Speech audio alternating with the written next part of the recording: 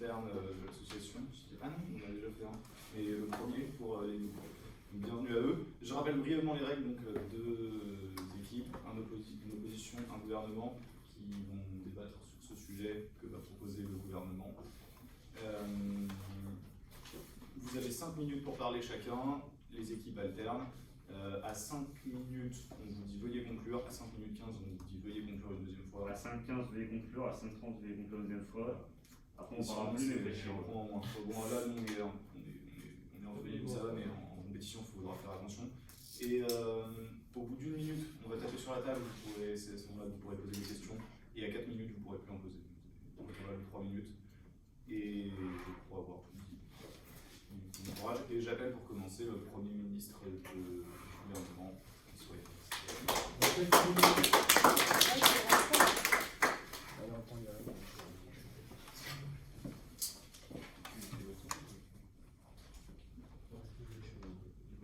C'est toi qui commence quand tu veux. Bonsoir à tous. Ce soir, mon objectif et celui de mon gouvernement sera qu'à la fin de cette soirée, chacun et chacune d'entre vous, ici présents, comprennent que notre gouvernement estime chacun de ses citoyens de la même façon. Ce soir, notre objectif est de réfuter cette idée qui dit qu'en France, il existe des laissés-pour-compte. Nous parlerons plus particulièrement des jeunes de 18 ans ayant arrêté l'école sans diplôme et surtout sans emploi. Car pour eux, les temps sont durs. En effet, une étude de l'INSEE affirme que pour une grande partie d'entre eux, s'insérer sur le marché du travail est quelque chose de difficile. C'est pourquoi 44% d'entre eux sont actuellement à la recherche d'un emploi et que 19 autres pourcents ont quant à eux abandonné cette quête. Mais pour être honnête, j'admets comprendre ces jeunes-là. Car pour eux, peut-être même plus que pour toute autre tranche de la population, il est facile de se laisser aller et de penser que l'avenir semble très sombre. Avec cette idée en tête, il est aussi facile de penser que le monde nous abandonne, que personne n'est présent pour nous aider à sortir de cette mauvaise passe et qu'au final, le simple fait d'essayer de s'en sortir est quelque chose d'inutile. Mais ces 19%, ayant abandonné l'idée même de trouver un emploi, se trompent. Notre gouvernement est là pour eux, pour être sûr que chaque jeune Français puisse dire, le sourire aux lèvres et le cœur plein d'espoir, qu'il a un avenir dans ce monde.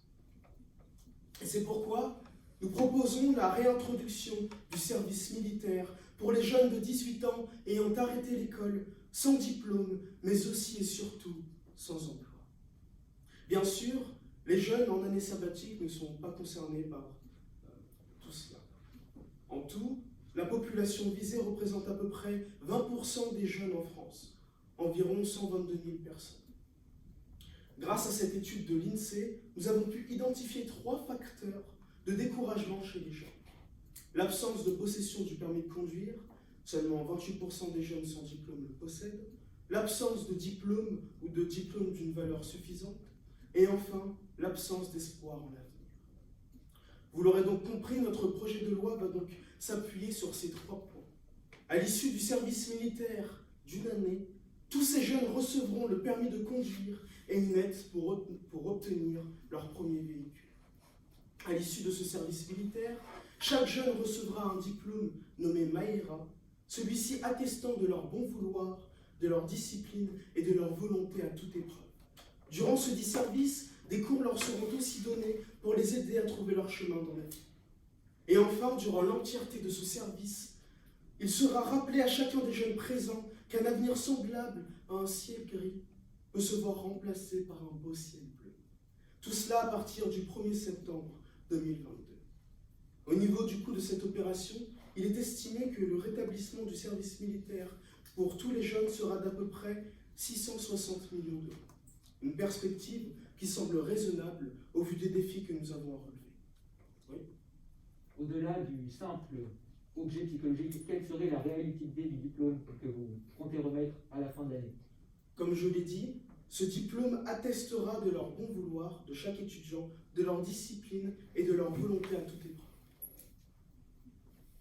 Pour développer notre projet, sont présents ce soir mon ministre de la Défense, Maxence, qui nous parlera des bénéfices disciplinaires de cette nouvelle loi, et Rémi, mon ministre de l'Éducation, qui, quant à lui, présentera en détail quels seront les bénéfices futurs de ce projet de loi. En tant que gouvernement, notre rôle est clair. Nous devons faire en sorte que chaque Français puisse trouver sa place dans cette société. Notre rôle est de guider ces jeunes vers le chemin de la satisfaction personnelle. Chers amis, je pense qu'il est temps de reconnaître que nous sommes en face d'un problème grave qui a besoin d'être rectifié et que nous avons les outils pour le faire. Il est temps que nous reconnaissions notre pouvoir et que nous décidons d'agir. Je compte sur votre concours à tous pour faire en sorte que la vie de ces jeunes dans le besoin s'améliore. Il en va de notre responsabilité.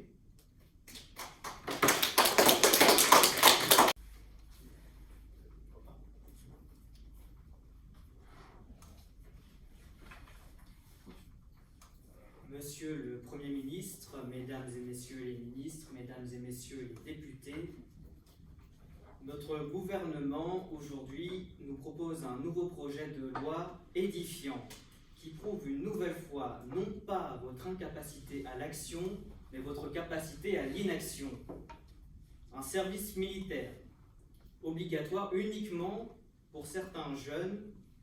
C'est une forme, certes 20%, mais qui représente tout de même 122 000 jeunes d'après vos chiffres.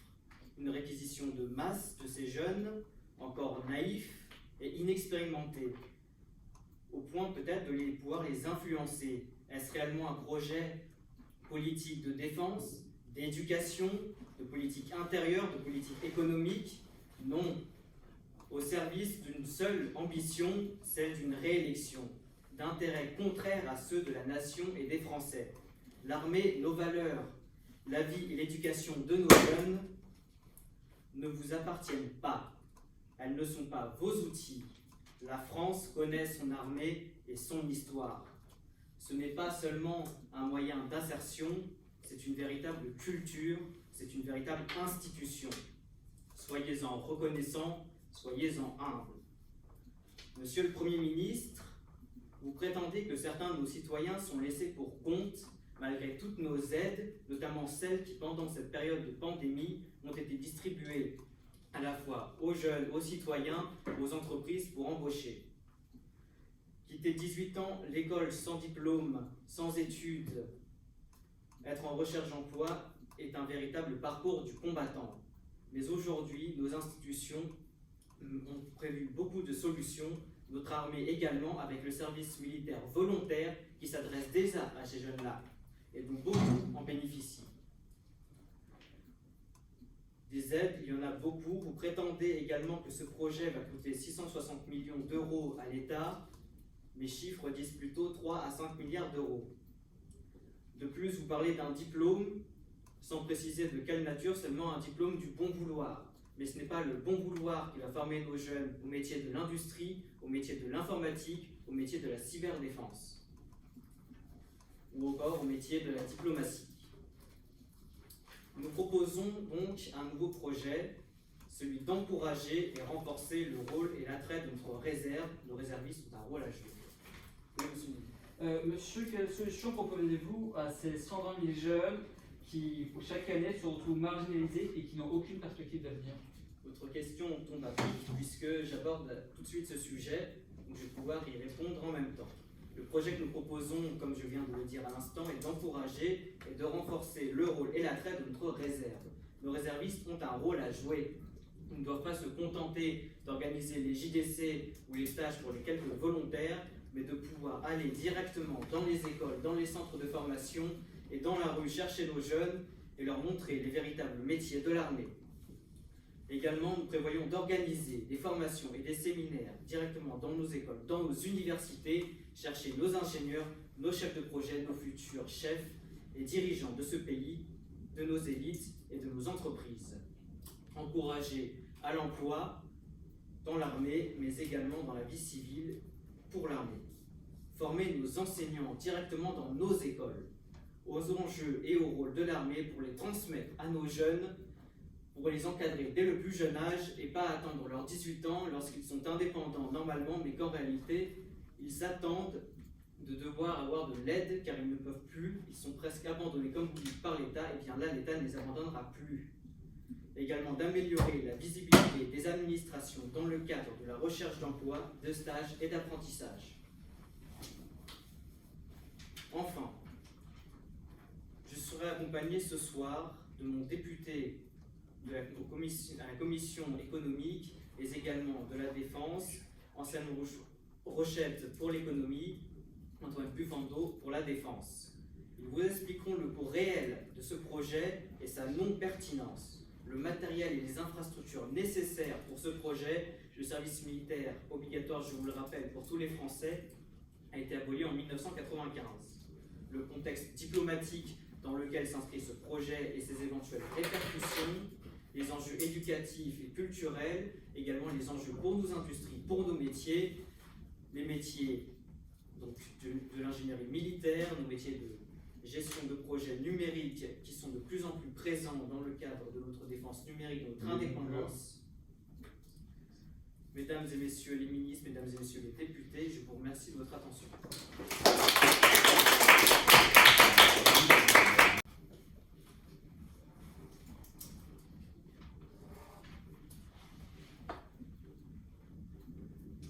Mesdames, Messieurs les députés, notre France est en train de changer. Nous la voyons et, à l'échelle de ma courte vie, je l'observe. J'ai vu les débats en soirée, à la télé, passer du pouvoir d'achat, de la liberté individuelle, à la sécurité. La sécurité, mais surtout l'insécurité. Alors, mesdames, messieurs, il est temps d'agir. Il faut prendre nos responsabilités et il faut prendre en main l'avenir de la France. L'opposition, comme à son habitude, a montré qu'elle ne savait pas écouter nos projets. Elle affirme que nous ne sommes pas actifs, mais prétend que les solutions actuelles sont bonnes, que les aides sont suffisantes. Alors je vous le demande, quels sont les résultats? Les résultats, on les a, et ils ne sont pas bons. Nos jeunes se perdent. C'est ça le résultat. Nos banlieues tombent aux mains des trafiquants. Il est là le résultat. Il est là la vérité, la réalité du terrain. Ces trafiquants, qui sont-ils? Ce sont des mafias étrangères? Des barons de la drogue? Non. Ces trafiquants, ce sont nos enfants. Les enfants de la France, qu'on a laissés à l'abandon, isolés dans des cités, sans aucune autorité. Je prends votre question. Ainsi, vous parlez de nos enfants qui se livrent à ces pratiques criminelles. Considérez-vous donc que l'armée va devenir une forme de centre de rééducation, que l'armée doit devenir une sanction pour ces jeunes-là, qui rejettent d'eux-mêmes la France? Vous parlez tout d'un problème qui est lié à la police, qui doit pouvoir avoir les moyens de régler ça, non pas à l'armée, ce n'est pas son rôle. Quelle est donc la pertinence de ce projet? La police, on a essayé. Sur les derniers mandats, on a surarmé la police. Est-ce que les résultats ont changé? Je n'ai pas l'impression. Vous assimilez notre projet à une punition. Moi, je l'assimile à une seconde chance. Une seconde chance pour tous ces jeunes de rentrer dans le droit chemin.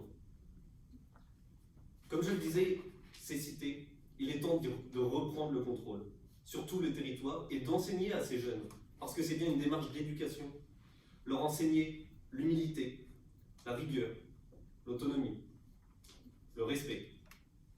Peut-être que pour vous, l'éducation, c'est la cybersécurité. Alors allez enseigner à tous ces jeunes la cybersécurité, les mathématiques, la physique. Mais moi, j'ai envie de leur apprendre l'école de la vie, pour avoir des vraies compétences pour le monde professionnel. Et pour ça, il faut bien s'attaquer à la racine du problème. La racine du problème, c'est le décrochage scolaire. C'est le premier pas vers la marginalisation. Une fois qu'ils ont quitté le système, c'est pas un conseiller Pôle emploi ou un médiateur qui va les ramener. Il faut agir tôt et il faut agir ferme. D'où le service militaire.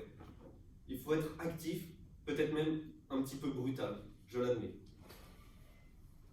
Ces gens ne sont pas mauvais. Ils cherchent simplement à faire du bien, mais on les a abandonnés. Et s'il y a une chose dont ils ont peur, c'est que leurs pères apprennent ce qu'ils font, pour la simple et bonne raison que le père est le dernier à avoir de l'autorité sur eux. Alors nous voulons que la France reprenne de l'autorité sur le territoire. C'est important, et ça va vraiment amener la France vers une nouvelle identité. L'identité de être français qui a aujourd'hui perdu de son sens. Nous souhaitons forger l'identité de ces jeunes, leur apprendre les vraies choses, avoir des valeurs, au-delà des apparences, des origines, des religions. Nous cherchons à les assimiler, à leur donner un socle commun derrière un même uniforme, un même drapeau, une unique patrie. Les études montrent qu'il faut entre 18 et 256 jours pour forger une habitude. Et j'ai une bonne nouvelle. Oui, le sport, c'est une bonne habitude, mais être humble, c'est aussi une habitude. C'est des actes au quotidien. Et si humble, c'est une habitude, le respect aussi, c'est une habitude. Et tout ça, le service militaire répond à nos attentes. Chaque activité du service militaire permet de nous faire grandir en tant qu'hommes. Lorsqu'on est délaissé et qu'on pense que tout est foutu, on se rappelle que dans le service militaire, on se lève à 6 h du matin. Et à 6h15, on est debout, on est prêt. Ça donne un rythme de vie qui est sain. Pendant le service militaire, on fait nous-mêmes le ménage. On apprend à respecter les lieux, on apprend à être humble. Pendant le service, les punitions sont collectives. C'est pour ça que nous apprenons les responsabilités. Alors oui, j'insiste, il faut agir en prévention, avant que ces jeunes décrochent. Certes, ils ont rejeté l'école, et vous le dites, comme si c'était une fatalité. Moi, je ne pense pas. Ils ont rejeté l'école, mais ils ne peuvent pas abandonner leur propre vie pour cela. Donc oui, le gouvernement cherche à réinstaurer le service militaire, et c'est une mesure forte, mais une mesure que nous Et assumons. conclure. Cette mesure est forte, nous l'assumons, et c'est important qu'elle soit ferme, un service strict. Car si on laisse nos jeunes à l'abandon, qu'on les laisse s'égarer, c'est bien la France de demain que l'on abandonne.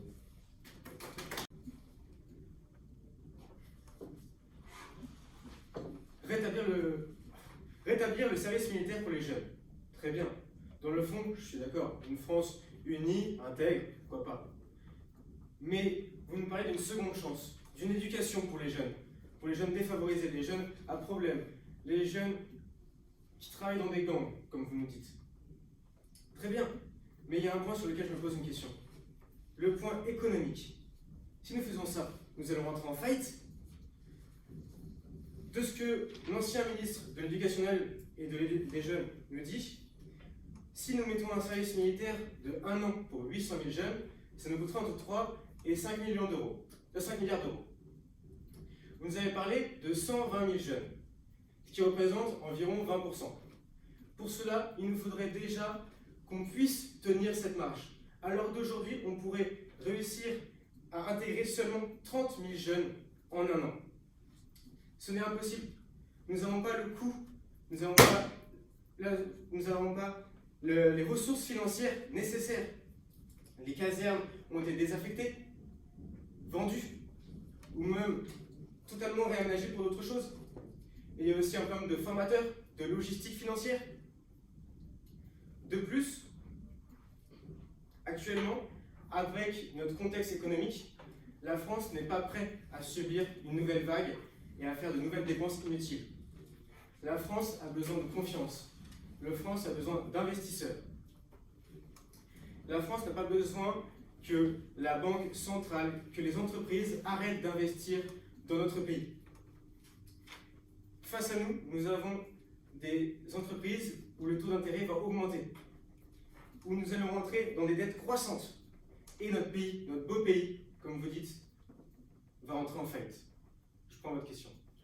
Votre priorité est la vie de ces jeunes ou bien le coût du service? Notre priorité est que l'ensemble de la France réussisse à s'en sortir. Il y a d'autres moyens d'investir cet argent. Si nous l'investissons dans l'éducation, dans l'engagement, ça nous permettra de réintégrer ces jeunes beaucoup plus facilement et beaucoup plus rapidement. Nous aurons une France beaucoup plus unie et beaucoup plus intègre. Ça permettra de réduire les inégalités. Donc, avec un projet de loi, comme vous nous dites, au fond, comment pouvons-nous subvenir à ce besoin? Comment la France peut subvenir à des besoins aussi importants auprès des autres? Nous vous proposons de réinjecter cet argent dans l'éducation, dans tout ce qui va être l'armée pour les autres, dans plein d'autres projets. Mais pourquoi dans ces jeunes dans lesquels ça va être très compliqué de les réintégrer après 18 ans? Il faut le faire avant. C'est pour ça que nous proposons des services qui durent régulièrement, style quelques fois par mois, quelques fois par an, mais jamais de faire un service qui propose sur un an complet. Ce n'est pas possible, nous ne sommes pas prêts à subvenir à tous ces besoins. C'est pour ça que nous allons finir par tomber dans une grave dépression économique. Merci.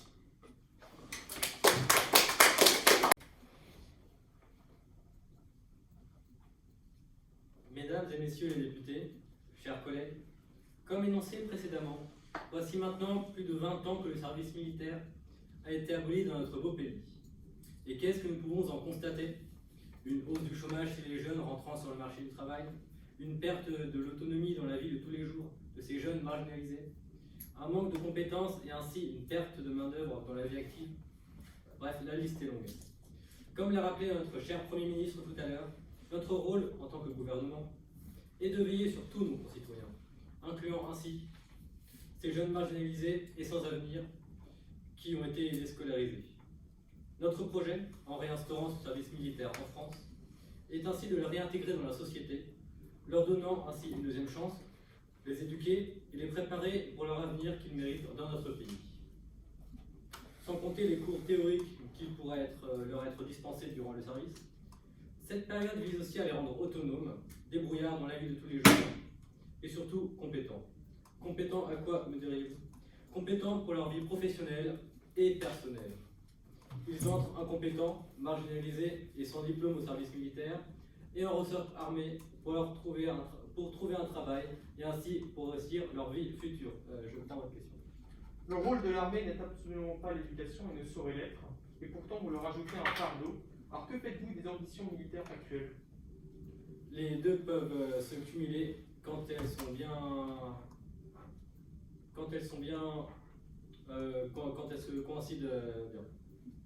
La débrouillardise donc, et la vie en société est aussi important pour bien s'insérer dans la vie active.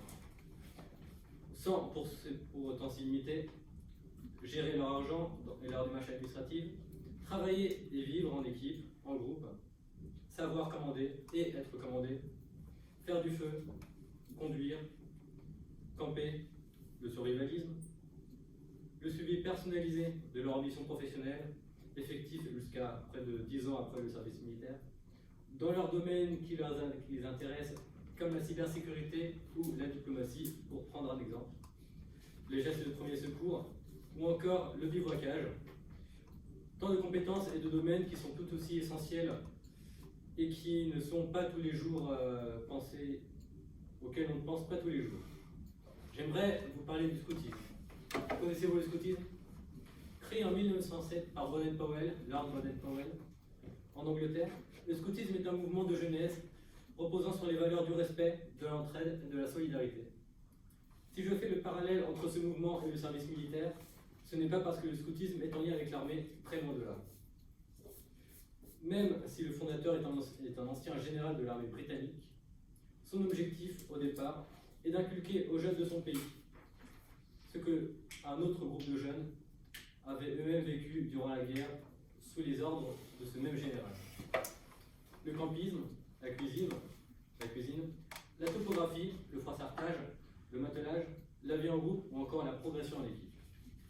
Tant de choses qui ont et qui font toujours le succès de ce mouvement de jeunesse dans le monde entier et qui, je pense, pourra nous servir pour notre service militaire 2.0. J'ai l'entière conviction, mesdames et messieurs les députés, que la réinstauration du service militaire peut être bénéfique pour nos jeunes marginalisés, tant dans leur vie personnelle que dans leur vie professionnelle, mais également sur le plan économique sur le long terme. Pour faire court, ils ressortent de leur service militaire en ayant des compétences avec un diplôme et des compétences pour travailler et se réinsérer dans la société.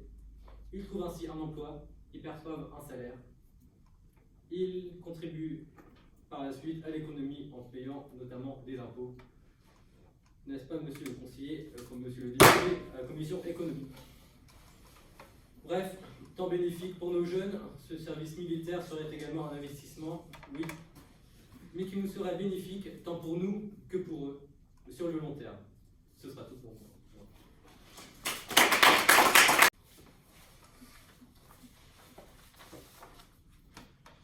Mesdames et messieurs, aujourd'hui je dois vous faire une confidence. Ce soir, face aux propos du gouvernement, je viens de ressentir un orgasme intellectuel d'une telle puissance que j'en suis tout troublé. Quand vous voyez ce gouvernement qui s'avance et qui nous sort tant de propos paradoxaux à la fois sur le fond que sur la forme, oui messieurs, j'ai joui. J'ai joui et d'ailleurs je vous en remercie. Car quand on vous voit avec vos fiers discours, à la fois élogieux et qui servent à haranguer les foules, on ne voit nullement vos intentions de servir et de défendre les intérêts de notre nation. Aujourd'hui, ce gouvernement se fourvoie, et cela me plaît. Cela me plaît non pas parce qu'il y a des incapables dans ce gouvernement, mais plus parce qu'aujourd'hui, maintenant, nous voyons les réelles intentions fourbes de ce gouvernement. Vos propos sont effectivement aux antipodes de la définition et de l'utilité même du service militaire. Mais cela ne vous dérange absolument pas. Quand la réelle utilité du service militaire est de former des combattants capables de prendre les armes pour servir notre nation, vous préférez transformer notre armée en le poids en poids et en l'éducation nationale. Bref, monsieur, vous vous fourvoyez, car l'armée ne doit nullement pallier aux carences de l'école. Au contraire, et si vous préférez proposer aux jeunes en difficulté un parcours vers l'emploi, vous souhaitez également résoudre des inégalités et créer de la cohésion nationale, monsieur, ce ne sont absolument pas le rôle de l'armée. L'apport culturel de cette dernière ne saurait en effet remplacer et se substituer à celui de l'école ou à celui de l'éducation parentale. Il devrait tout au contraire équiper nos armées de manière souveraine, former des professionnels, sécuriser, servir et défendre notre patrie. C'est pourquoi aujourd'hui, vous nous proposez un projet de loi paradoxal, qui ne répond à aucun problème, ni même n'apporte de solution, car au contraire, vous en créez en apportant des problèmes financiers supplémentaires. Vous nous parlez de l'intérêt des Français? Moi, je suis persuadé qu'un message se cache derrière vos propos, que vous souhaitez finalement capter l'attention des Français. Et comme par hasard, les élections présidentielles approchent et l'on vous voit tout d'un coup adopter une posture électorale forcément convaincante pour la population. Mais aujourd'hui, ce qu'on a le plus besoin, ce sont des ingénieurs. Ces étudiants qui étudient sur des nouvelles matières, la cyberdéfense, le numérique, l'ingénierie. Les conflits ont changé. Aujourd'hui, ce n'est pas seulement l'air, le sol et la mer, mais c'est aussi l'aérospatial. Il faut innover, et vous allez à l'encontre des ambitions de l'armée. Et je prendrai votre question. Monsieur, pourquoi délaisser 20% de votre jeunesse? Pourquoi abandonner 20% de nos jeunes? Et monsieur, je n'abandonne absolument pas nos jeunes, puisqu'au contraire, il existe le pôle emploi et l'éducation nationale. Mais vous, au contraire, vous abandonnez l'armée. Et c'est bien ça le souci, monsieur. Vous nous proposez finalement un double paradoxe. Vous souhaitez résoudre un problème social, mais finalement, en fait, vous attaquez directement à l'armée, vous posez des problèmes de logistique, de financement, et vous allez changer les ambitions de nos armées. C'est pourquoi, aujourd'hui, il est de bon ton de sortir de ces paradoxes, nuisibles tant à notre société qu'à notre armée. Il faut focaliser en effet nos efforts militaires sur ces fonctions premières, qui sont à la fois de créer des futurs systèmes défensifs, mais également offensifs. Les conflits évoluent, le numérique, la cybersécurité sont des domaines dans lesquels nos étudiants et nos jeunes doivent se former. Et c'est là qu'existe l'éducation nationale, c'est là qu'elle sert, pas l'armée, messieurs, dames. Car malheureusement, si nous continuons à vous suivre, ce seront nos générations futures qui seront impactées. Et justement, c'est ça bien ça le problème. Vous souhaitez faire un projet à court terme, là où au contraire notre contre-projet vise le long terme. Car malheureusement, finalement, en vous prétextez de vouloir défendre nos générations futures, mais en fait, ce seront les premières à en payer le prix.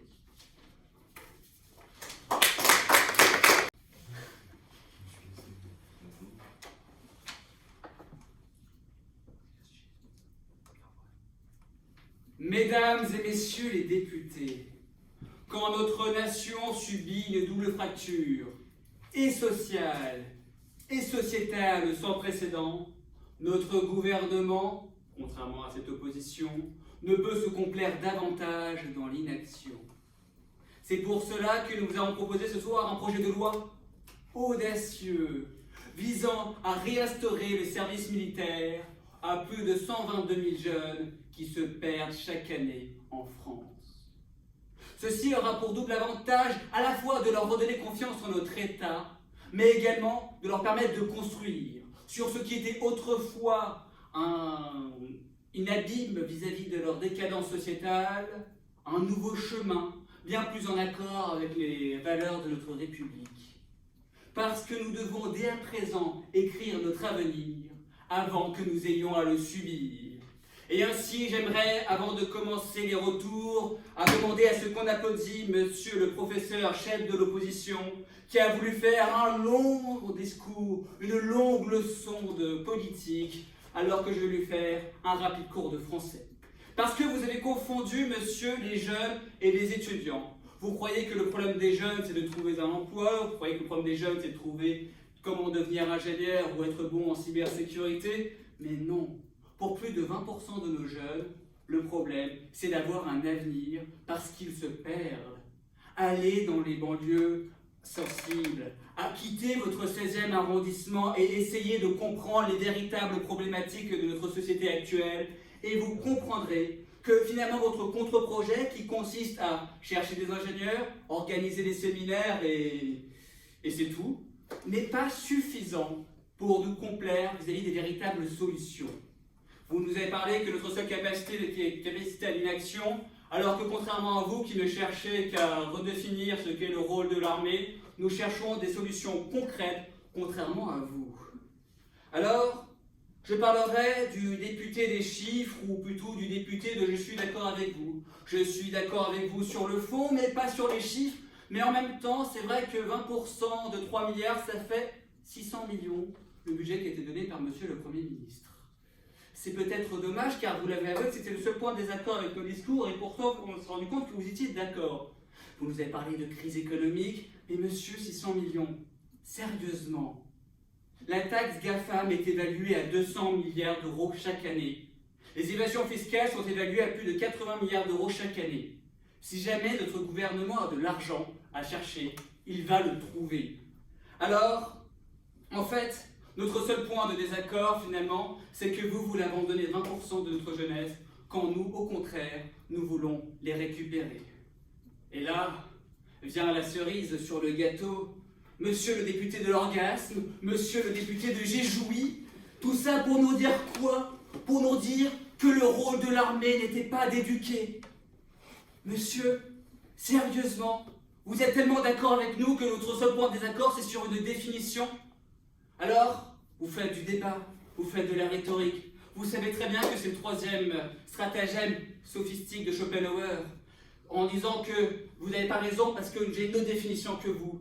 Mais monsieur, essayons ensemble de trouver un avenir pour ces 20% de jeunes, afin peut-être, et c'est peut-être ce qui va peut-être vous faire plus mal, de redéfinir le rôle de l'armée, et qui sera peut-être justement d'aider notre jeunesse. Vous nous parlez de conflits qui évoluent, mais c'est un autre débat, et vous vous voyez complètement. Et pour rire encore une autre fois, je vais prendre votre question. Eh bien, c'est peut-être à mon tour de rigoler selon votre réponse. Votre question, s'il vous plaît. Avez-vous consulté les militaires? Je ne vous parle pas de vos ministres ou de ses secrétaires, je vous parle des généraux, des amiraux, des colonels. Les avez-vous consultés? Ont-ils besoin de former des jeunes à simplement faire du feu, à faire du scoutisme, ont-ils besoin de véritables Ok. compétences? Oui, monsieur, les consulter, et oui, ils ont besoin. Par contre, je me posais une autre question. Allez-vous consulter ces jeunes? Allez-vous consulter ces pères de famille? Ces mères de famille où finalement leurs enfants n'ont aucun avenir?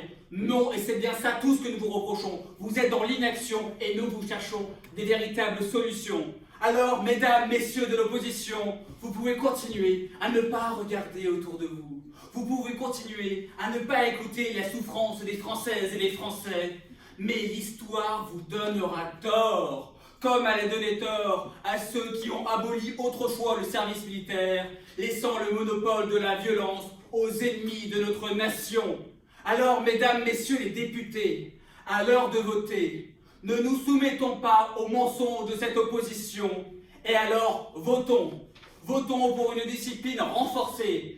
Votons pour davantage de sécurité. Votons pour une jeunesse libérée. Libérée de leurs conditions sociales et de leur précarité, pour qu'ils aient enfin confiance en leur pays. Car, mesdames, messieurs, la France, notre France, ne monte pas les marches du progrès, non. Elle les construit.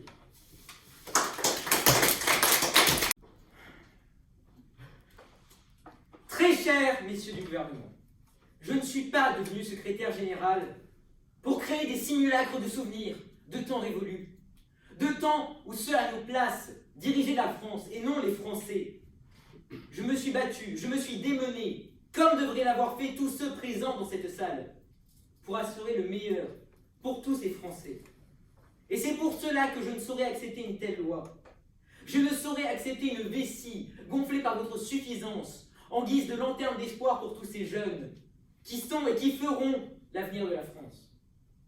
Je ne saurais imposer à ceux qui mèneront, par leur travail, par leurs idées nouvelles, par leur courage, ce pays plus loin et plus haut que nous n'aurions jamais osé l'imaginer. Je ne saurais imposer à ces jeunes de vivre 1 an dans des conditions inadaptées à leur bien-être essentiel. Nous parlons ici du même gouvernement, incapable de gérer convenablement 18 000 jeunes volontaires pendant 2 semaines, et qui prétend devant nous, le sourire aux lèvres, qu'il peut gérer 122 000 jeunes pendant 1 an. Votre question. Bonsoir. Vous avez dit au début de votre discours vous êtes démené. Qu'avez-vous fait? C'est très simple. J'ai dû lutter contre de nombreux autres candidats pour ces mêmes postes. J'ai dû convaincre les gens de ma bonne foi. Et croyez-moi, en politique, ce n'est pas une chose facile. Mais ce n'est pas le seul problème de votre proposition. Vous voulez donc confier à l'armée, connue pour sa tolérance. Elle sera chargée d'intégrer les individus délaissés par le système. Une armée menée, en partie non négligeable, par d'anciens de la guerre d'Algérie. Une armée composée d'individus votant majoritairement pour l'expulsion des parents, des proches, des amis, des familles, de ceux qu'ils doivent intégrer. Selon vous, l'homme qui vous a battu toute votre vie, qui vous hait et qui vous craint, c'est lui qui sera le meilleur instructeur. Vous parlez de service obligatoire pour tous ces jeunes. Ces mots me rappellent ceux qu'on pouvait entendre il y a 78 ans. Je vois un nouveau STO, et je ne désire pas voir ces jeunes commencer une nouvelle guérilla urbaine. Ce que je vois en face de moi, c'est un gouvernement qui se comporte en colonisateur. Un gouvernement qui vient et qui prend, sous prétexte d'apporter la civilisation, l'unification. J'ai face à moi des hommes qui prétendent avoir quitté leur cocon douillet, qui prétendent être allés dans ces milieux, avoir quitté leur 16e arrondissement. Dans ces arrondissements, comment croyez-vous qu'on est accueilli si on porte l'uniforme? Lorsque les soldats du feu sont accueillis à coups de pierre, comment croyez-vous qu'on accueille un homme en armes? Je vois des gens qui prétendent écrire à l'avenir comme on le lit. Je vois des gens qui ont pour but d'aider 20% de la population française à l'intégrer, selon vous. Moi, je vois surtout un gouvernement qui va supprimer ces 20% de la population française. D'une façon ou d'une autre, certes. Peut-être lorsqu'on ira les récupérer pour leur service militaire. Peut-être au cours du service militaire. En tout cas, ces 20% disparaîtront. Je vois des personnes qui ont pour but, pour modèle, ce qu'on a pu retrouver en Allemagne, il y a 80 ans de cela. Une Allemagne qui, en ségrégant une petite partie, en les intégrant au mieux, a réussi, il est vrai, à dominer une partie de l'Europe. Mais est-ce que c'est cela que nous voulons pour la France? D'autres questions? Monsieur, pourquoi avez-vous plus de temps dans votre discours à faire un pangolin que de parler de ces 120 000 personnes que vous voulez délaisser? Ces 120 000 personnes, nous ne les délaissons pas. Nous ne les menons pas à la mort. Il y a une différence, je pense, entre ces deux choses-ci. Ces 120 000 personnes, il faut les intégrer dans le système dès leur plus jeune âge. Revoir l'éducation, revoir nos moyens, revoir la mixité. Au lieu de les ségréguer, il faut leur offrir de véritables opportunités. Il ne faut pas attendre 18 ans pour cela. Il faut le faire dès 10 ans, des 11 ans, des 12 ans, leur montrer qu'il existe des moyens de servir notre pays.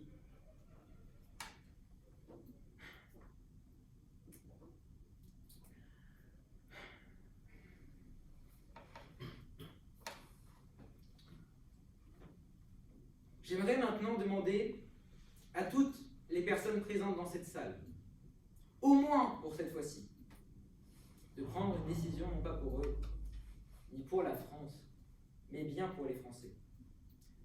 Je sais que ce sera pour certains chose impossible, et pour cela, je vous demande une chose légèrement différente. Pensez-vous que les Français ne savent pas voir une proposition de loi instable, branlante, minée, qui admet des principes de base qui ne sont jamais vérifiés dans notre monde? Veuillez conclure. Pensez-vous que les Français ne savent reconnaître une loi qui n'a d'autre but que de faire rêver nos aînés tout en rognant leur retraite? Prenez chacune de vos décisions, prenez chacun votre décision en pleine conscience. Prenez chacun votre décision en songeant à ceux qui vous prendront votre suite. Veuillez conclure. Merci pour votre temps.